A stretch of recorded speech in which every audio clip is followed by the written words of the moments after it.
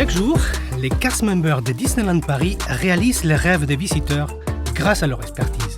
Des centaines de métiers parmi lesquels la maintenance qui assure la sécurité et la disponibilité des attractions, infrastructures, bâtiments et hôtels. Emmanuel, chef d'équipe maintenance, nous raconte son quotidien. Bonjour Emmanuel. Bonjour Juan Carlos. Emmanuel, tu es sorti d'une formation de maintenance. Est-ce que tu peux nous raconter comment tu es arrivé à Disneyland Paris ? Alors oui, je suis arrivé par hasard à Disneyland Paris. Je recherchais un métier en 2005 donc, dans ma structure, donc le bac pro maintenance des systèmes mécaniques automatisés à l'époque, qui est maintenant devenu le bac MEI et le maintenance industrielle. Et je me suis dit, tiens, il y a des offres à Disneyland Paris. C'est un petit peu loin de la maison, mais pourquoi pas essayer cette aventure depuis. Je suis à Disneyland Paris depuis 17 ans. Tu t'étais donné au départ une période de... Je m'étais donné 5 ans. Voilà, j'ai triplé pour l'instant, donc je m'étais donné 5 ans à l'époque. Et depuis, il s'est passé beaucoup de choses. Tu as eu l'opportunité de grandir dans ton métier. Oui, j'ai grandi au sein de Disneyland Paris, donc j'ai commencé en technicien de niveau 1 en 2005. Ensuite, j'ai évolué vers le niveau 2, et ensuite je suis passé agent de maîtrise, donc au sein de mes équipes. Et ensuite, j'ai fait une école donc pour devenir chef d'équipe maintenance. Et depuis cette année, donc je suis passé chef d'équipe expérimenté au sein de ma division. Donc parlons justement de la division de la maintenance. Il y a beaucoup de métiers, il y a beaucoup d'expertise. Comment elle est organisée ? Eh bien, la maintenance est organisée en 3 pôles. Donc on a la partie hôtel, on a la partie infrastructure et bâtiment, et on a le reste, donc dans ma division, la partie opérationnelle, maintenance des attractions. Et donc, il n'y a pas que les attractions. Je crois qu'il y a 5 pôles. C'est bien ça. Donc, on a la partie ride, donc maintenance des attractions dont je fais partie. On a la partie commande, donc nos électriciens qui gèrent aussi nos attractions au quotidien avec l'équipe ride. On a l'équipe show, donc qui va gérer tout le show, l'éclairage, la lumière, les effets, la fumée, le feu ou autre. On a aussi la partie audio-vidéo. Donc, comme son nom le dit, elle va gérer tout ce qui est audio du parc et des attractions et la vidéo. Donc, par exemple, quand je suis à la parade, j'écoute de la musique, c'est cette équipe-là qui va être derrière. Voilà, cette équipe-là qui va suivre la gestion de tout l'audio du parc. Et on a nos derniers collègues, donc, qui sont les TMG, donc les techniciens de maintenance généraux, qui, eux, vont récupérer tout ce que nous ne faisons pas particulièrement, donc tous les petits travaux dans les bâtiments ou autres. Plus précisément, l'équipe attraction, donc là où tu travailles, c'est quoi leur travail ? Vous vous occupez de quoi ? Eh bien, nous nous occupons principalement des attractions, donc de la maintenance et de maintenir la sécurité de nos attractions.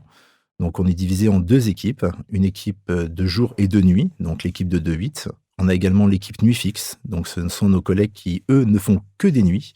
Et elles, de leur côté, font la maintenance globale des attractions, donc le contrôle des voies, le contrôle des véhicules, tous les contrôles approfondis, selon un cahier des charges bien établi, avec les ingénieurs et le manuel constructeur.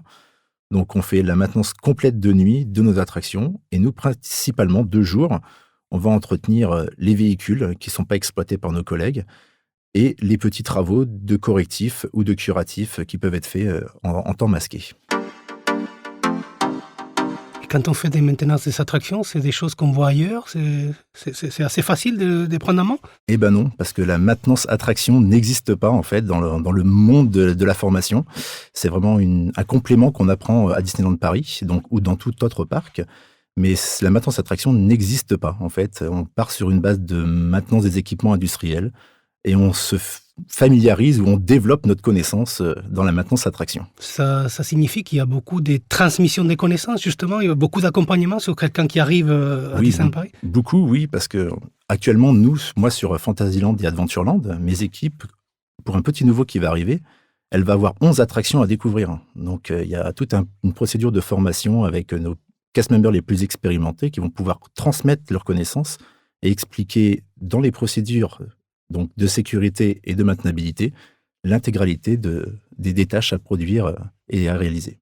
Tu nous parles des procédures, peut-être on ne les connaît pas toutes, mais il y en a certaines, ça doit être intéressant, comment on fait les procédures d'ouverture, des fermetures, comment ça se passe ?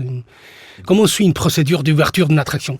Eh bien, je peux prendre l'exemple de Casey Junior. On pourrait se dire, on appuie sur un petit bouton et tout démarre le matin, mais mes équipes, le matin, elles font des procédures de contrôle de voie, parce que c'est une attraction qui est en extérieur et la nuit, on ne voit pas forcément tout ce qui se passe le matin. Du coup, on teste nos trains, on les sort, on réalise des tests de freinage, donc pour être sûr que nos freins fonctionnent et que nos trains freinent dans une distance bien définie. Et c'est une procédure qui est relativement longue, mais qui est nécessaire pour maintenir la sécurité de nos attractions. Et c'est ça, parce que l'une des clés à Disneyland Paris, c'est la sécurité avant tout. C'est notre première clé, effectivement, maintenant parmi les 5. On a parlé du jour, la nuit, il y a des ateliers derrière. Oui. Tu peux nous parler un peu de Alors comment moi, ça dans se mon passe service, on a 5 ateliers, donc répartis sur Small World, Temple du Péril, Pirates des Caraïbes, Peter Pan et Blanche-Neige et Pinocchio, donc qui nous permet d'être au plus proche de nos attractions et du parc. Donc ça permet à nos équipes d'être un peu partout dans le parc, prêts à intervenir sur les pannes qui pourraient arriver ou les interventions en journée. On a parlé des pannes, mais il n'y a pas que ça, il y a des projets que vous faites aussi avec des ingénieurs, de l'amélioration, des maintenances annuelles. Des projets d'amélioration et les grosses réhabilitations, donc les grosses fermetures attractions, où là, on va vraiment démonter au plus profond l'attraction pour pouvoir l'entretenir au maximum et la faire redurer quelques années en exploitation. Et si on parle des pirates, comment on intervient sur Pirates ? Eh bien, Pirates, on intervient en maillot de bain. Eh ben non, on n'intervient pas en maillot de bain parce que c'est une attraction aquatique. Donc, on est divisé en plusieurs zones dans Pirates. Donc, on intervient dans l'eau au quotidien.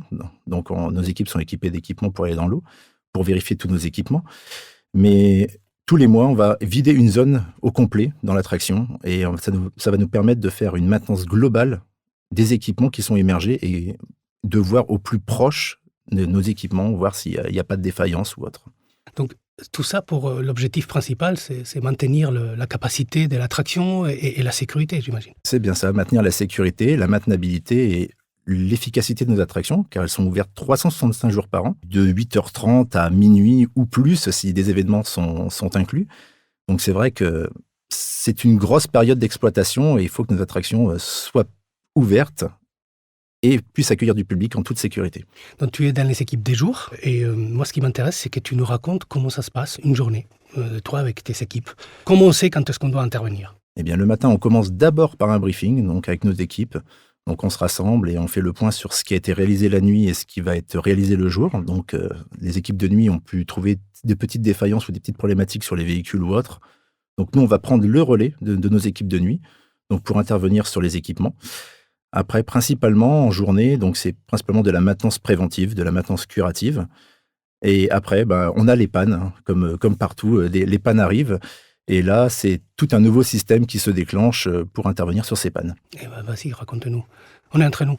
Entre nous ? Eh bien, entre nous, on a deux systèmes principaux. Donc, on a le système bio, en fait, c'est la base d'information opérationnelle. Donc, elle va nous informer de toutes les problématiques qu'il peut y avoir sur l'attraction. Et après, pour aller plus en profondeur dans ces pannes, en fait, on n'est pas forcément obligé de se déplacer sur l'instant. On a un système qui s'appelle l'Apex, qui nous permet de voir en temps réel l'état de l'attraction et l'état de fonctionnement de l'attraction.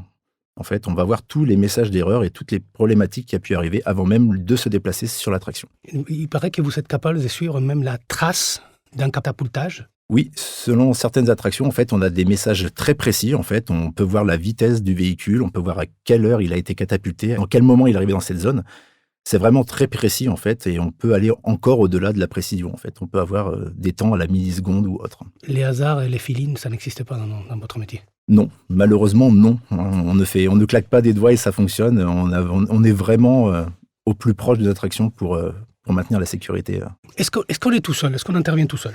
Eh bien non, on n'intervient pas tout seul parce que le binôme est obligatoire chez nous pour des raisons de sécurité. Quand on a des mouvements de véhicules, on a forcément besoin d'être deux pour les manipulations. Donc on interviendra rarement seul. Si on intervient seul, c'est qu'on aura toujours un collègue d'un autre service pour nous aider. Et toutes ces personnes qui travaillent dans cet univers-là de la maintenance, elles sont des qualités ?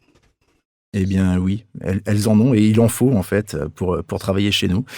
Il faut déjà être au plus proche des nouvelles technologies. Donc nos attractions fonctionnent de plus en plus avec le Wi-Fi et les nouvelles technologies, donc le sans fil. Il faut être un petit peu curieux en fait pour découvrir notre métier. Il ne faut pas se dire c'est de la simple maintenance d'attraction, c'est un manège, on va entretenir. Non, il faut être curieux parce qu'il y a beaucoup de systèmes, il y a beaucoup de complexité.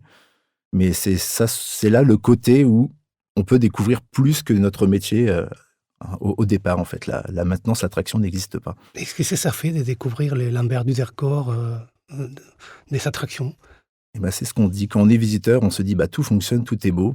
On râle souvent quand il y a une panne, mais c'est le petit côté adrénaline où, quand on est de l'autre côté de la barrière, Eh ben, on se dit, si j'étais visiteur, je voudrais que l'attraction redémarre vite. Donc, c'est ce petit côté où on se dit, pour satisfaire le visiteur qui pourrait être moi, il faut que j'intervienne le plus rapidement possible en toute sécurité et pouvoir redémarrer l'attraction pour nos visiteurs. Les personnes qui nous écoutent, ils ne le voient pas, mais tu es habillé en noir. Vous êtes des personnes de l'ombre, mais pas que, pas tout le temps. Eh bien oui, c'est principalement les hommes de l'ombre. On est en noir, hein. Donc non, on est aussi au plus proche du public, hein, parce que on va sur nos ateliers via le parc. Donc on peut se déplacer forcément dans le parc. Donc on croise également nos visiteurs au quotidien. Quels sont les challenges, les difficultés qu'on trouve au quotidien? Les challenges, c'est la rapidité et ce petit côté adrénaline en fait qu'il faut réussir à gérer. Faut pas dériver sur la précipitation en fait. Il faut savoir analyser au quotidien. Il faut être rigoureux quand même. Il faut être rigoureux, voilà. Il faut être rigoureux et passionné, parce qu'au début, la première année, on découvre un monde spécifique et bizarre. Mais après la première année, on le dit tous, la première année est bizarre parce qu'on découvre des équipements qu'on ne connaît pas. Et à partir de la deuxième année, on prend du plaisir à intervenir sur nos attractions. Donc la transmission est importante dans ton métier. Oui, elle est très importante parce que sans transmission, on ne peut pas intervenir. On n'a pas de papier type ou de procédure pour du dépannage. En fait, ce sont que des transmissions de connaissances qui nous permettent d'intervenir au quotidien. Il y a une particularité, Emmanuel, je voudrais que tu nous en parles. Tu as un badge assez différent de ceux qu'on croise dans les parcs. Ça vient d'où? Effectivement, oui, j'ai un M-Tag bleu, donc qui est totalement différent et qui ne changera jamais jusqu'à la fin de ma carrière. Donc c'est un Disney Legacy Award. Donc c'est un badge qui représente l'héritage de Walt Disney. Donc j'ai été reconnu par mes collègues à cette époque, en 2013, comme dépositaire de la volonté et des idées de Walt Disney. Donc aujourd'hui, j'en suis très fier de ce badge. Tu es très fier de la transmission aussi au sein des équipes. Oui, en fait, il faut retransmettre cette magie, en fait. C'est le monde magique de Walt. Donc au quotidien, on s'efforce de faire découvrir de nouvelles choses, de nouvelles idées à nos collègues au quotidien. Si moi j'étais, imagine, un candidat, tu m'as en face, comment tu me convaincrais de venir travailler à Disneyland Paris et à la maintenance? Eh bien, je te convaincrai par le fait que tu peux découvrir une nouvelle facette de ton métier. Tu as appris la maintenance industrielle, mais chez nous, on découvre une nouvelle facette, en fait, en complément de notre formation de base. C'est la maintenance attraction. Donc, si tu as envie de découvrir des nouvelles technologies et découvrir l'envers du décor de Disneyland Paris, je t'inviterai à venir chez nous pour découvrir ce monde magique. Eh bien, Emmanuel, c'était un grand plaisir. Merci beaucoup. Merci à toi, Juan Carlos.